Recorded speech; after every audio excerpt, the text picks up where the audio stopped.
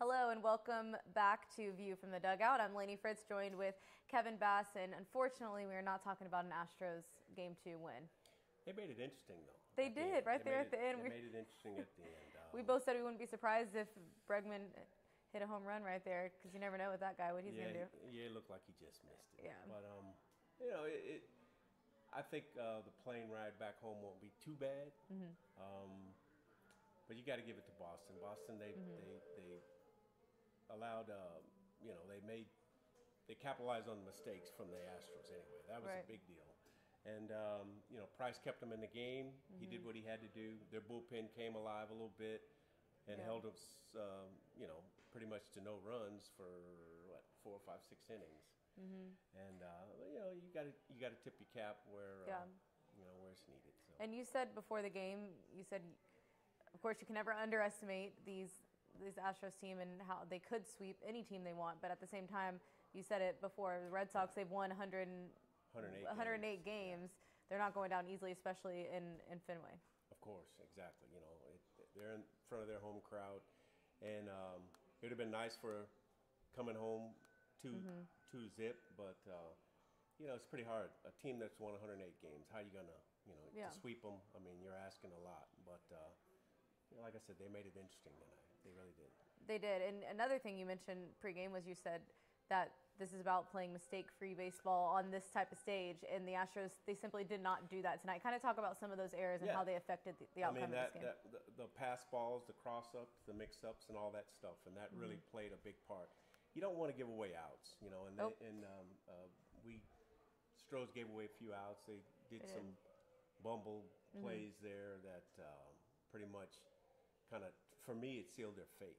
And when you got two top-notch teams, that's really sometimes the difference in the ball game is whoever makes the most mistakes. And surely the Astros made more mistakes tonight than last night.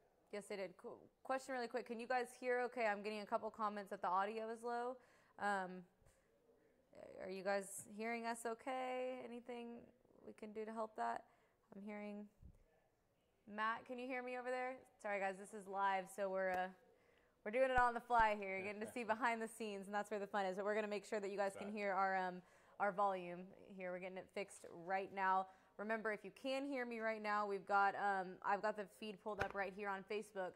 So feel free to fire your questions away, and we will be able to answer all of those questions. Laura says we can hear. I think we're good. I think we're back in business. Okay. Javier says Game 3 is at home at Minute Maid Park. Houston Astros will win in Houston. You agree with that one? I think so. Home cooking's always good. The guys are going to fly home. They get to sleep in their own beds tonight. Yeah. They're back in the friendly confines. Got Keuchel on the mound. Keuchel. So talk about him a little bit. Yeah, I mean, a situation like this, your third guy coming out, you just want to keep him in the ball game. Garrett had a tough start tonight, but he kept him in the ball game, and that's what Keuchel's job is to do, and let the offense take care of itself. I mean, it's playing baseball. The biggest, I think, advantage of most baseball teams have is when they're playing in their home ballpark. So I think. Whereas the Astros, though, they were actually better on the road this season. Yeah, but towards the end of the season, they got back into the groove at home. Into that groove. You can't stop Minute Maid Park when it's rocking. I mean, last season, I remember I was blown away by how loud it was in there, and I know it's going to be the same way with all these Astros fans. It's a different type of atmosphere, more electricity in the air, I think. So I'm looking for some good actions from the guys. I think that home cooking is going to make a difference. I agree. So a little bit about the Astros bullpen. How did you think? You said Cole kept him in the game, and then what did you think about the guys who did come in and finish out there? I thought they did a good job. Josh James, that's his first. Yeah, he played. I mean, he came in there. He was throwing, high velocity fastballs. The only problem was, I don't know what the conversations was about with the mix-ups, or the cross-ups from McCullers. Yeah, with Maldonado's and McCullers. But and that was really put a damper on it. You don't want to give away those runs, and they gave them a couple extra runs in those situations, which pretty much I felt sealed their fate. It's definitely a momentum buster, but the bullpen did well. I mean, everybody that comes in that pen is 95 plus basically, and You know, that's a luxury in baseball. When you have that type of bullpen, you know, you can look down your scorecard and you say, okay, well, you know, I didn't pitch this guy last night, but this guy, he can come in and do the job. And on the other side, the Red Sox, we talked about ahead of the game. I said if they can get to Price early, then they almost used everyone from their bullpen last night, but they were really good too. So yeah, they were really good too. And hats off to Price. You know, they were kind of, I think the announcers kind of ragging on him a little bit how he hasn't ever won a post-game for a career. But he looked a little down there too at the end when they were showing those tight shots of him, and even though his team was winning, he was kind of like, "Oh man, another one." And he knows another L on the first season. Yeah. But you know, he didn't lose it, but he couldn't get that win. Right. But sometimes that's a win. However you get the win, sometimes that's going to happen, especially in playoffs. It's a team game, and he did. I think he did his job. He kept his team alive. He kept his team into the game, and that's all you need to. You know, that's all you have to do as a starter. So a little bump in the road here. I don't think too many people are too surprised. You know, at least they got the split in Boston. Right. They're coming back home. They've got the home field advantage still. So what do you think are the biggest things Astros need to focus on here for this Game 3 when they're back at home in Minute Maid Park with Keuchel pitching? Staying loose. Okay. Just not changing a thing the way they play. Continue. I think we kind of went out of the zone a little bit more. Some of the hitters, I think if they can get back to being a little bit more patient. You know, Altuve was a little bit aggressive. I mean, he's aggressive anyway. Yeah. But kind of don't give away too many swings, too many bad pitches, because you know, you want to make those pitchers work out there, and if they can get behind, you're going to get some good, better pitches to hit. And I think being back home, they kind of know a little better feeling. You know, they can get back in that little stretch where they're being more patient. Bregman's, you know, he's the epitome of it. But I think the friendly confines of home is really gonna make a difference for him. Hey guys, remember if you're joining us on Facebook Live, I've got it pulled up right here. So if you have any questions, let us know, and we will try and answer those for you. With a guy like Keuchel pitching, and he's someone who generates a lot of ground balls. How do you think the Red Sox are going to match up against him? I think the Red Sox, I mean, they put up the most runs, I think, of any ball club this year. But at the same time, the Astros, best ERA. Yeah. And I think as far as Keuchel's concerned, he's got to keep that ball down. He's got to keep that ball in the strike zone, get them swinging, keep the ball out of the air, because, you know, that ballpark. So you're hoping they don't call like they were tonight then? Yeah, and that's a very good point. Yeah. I mean, you know, if you call the strike zone, if you call the box, that little box, everybody's going to get hit. And if you notice tonight, all the balls that Cole gave up, they're right down the middle of the plate. The ball that Jackie Bradley hit off the wall. But if he was pitching anywhere else, then it wasn't getting called a strike.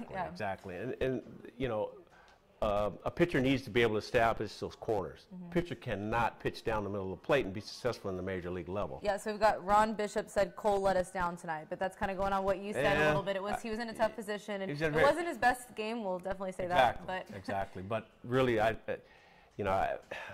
both sides had the same umpire, so I don't want to keep harping on that. But I saw some pitches, borderline pitches, that made the difference. And I know from experience, once you kind of so-called spit on a certain pitch, meaning that you don't bite at it, pitcher, and the umpire calls it a ball, that puts a lot of pressure on that pitcher, and all of a sudden now he's got to throw something pretty meaty for the hitter to hit. And that was the situation tonight I saw. So do you think the Red Sox took better advantage of that situation? Oh, yes. Yeah. Oh, yeah. And given Cole's fastball is a little bit straighter than what Price's ball is cut and sliding, kind of coming across, you know, the kind of gunslinger type of thing coming across your thrown across his body, so you have a little bit of a different angle, whereas Cole's ball is a little bit, I'd say, a little more flatter.